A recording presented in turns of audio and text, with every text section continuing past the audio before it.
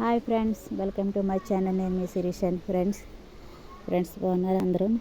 ముఖ్యంగా పేరెంట్స్కి ఒక మాట చెప్పాలనేసి నేను ఒక వీడియో చేస్తాను. ఫ్రెండ్స్, మన ఒక పిల్లల్ని మనము ఏ విధంగా అంటే మార్కులు తక్కువ వచ్చినాయనో, లేకపోతే గేమ్స్లో వెనుకున్నామనేసి, ఏదో ఒక విషయంలో ఏదో ఒక పనిలో సరిగ్గా చేయలేదనో, ఏదో ఒకటి మిస్టేక్ వస్తే మనము మన పిల్లలకి ఎదుటి వారి ఇరుగు పొరుగు వారి పిల్లలతో పోల్చి మాట్లాడతాం. మనం అలాగా పోల్చొద్దు. ప్లీజ్ పేరెంట్స్కి చెప్పేది ఒక మాట, మన పిల్లలని ఎదుటి వారి పిల్లలతో పోల్చి మాత్రం మాట్లాడకండి. ఎందుకంటే మన యొక్క పిల్లలు టాలెంట్ ఏమై ఉన్నదో మనం గుర్తించాలి.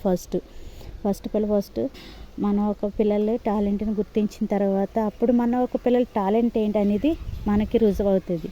అంతేగాని మన ఒక పిల్లలు ఎదుటి వారి పిల్లలతో పోలిస్తే ఒక మైండ్ సెట్లు ఇంకా అది అలా ఉండిపోయి, అవి నేను బాగా చదవట్లేదను, గేమ్స్కి వెళ్తలేదను, మా అమ్మ తిడుతుంది, మా డాడీ తిడుతున్నాడు అనేసి వాళ్ళ మైండ్ సెట్లో ఉండిపోతుంది. అది అటువంటి ప్రాబ్లం వాళ్ళకి లేకుండా ఉండాలంటే మన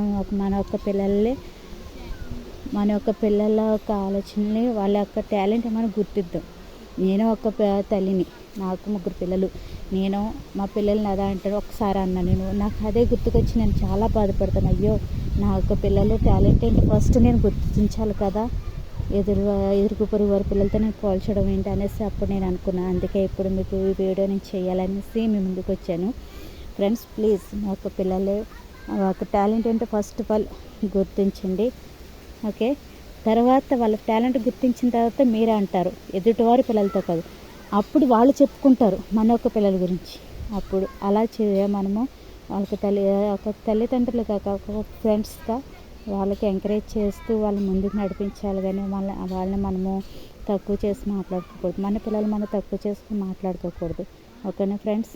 ప్లీజ్ ఈ వీడియో మీకు నచ్చినట్లయితే లైక్ చేయండి, సబ్స్క్రైబ్ చేయండి, పక్కన గంటను కొట్టండి, కామెంట్ రూపంలో తెలియపరచండి. Okay friends, bye.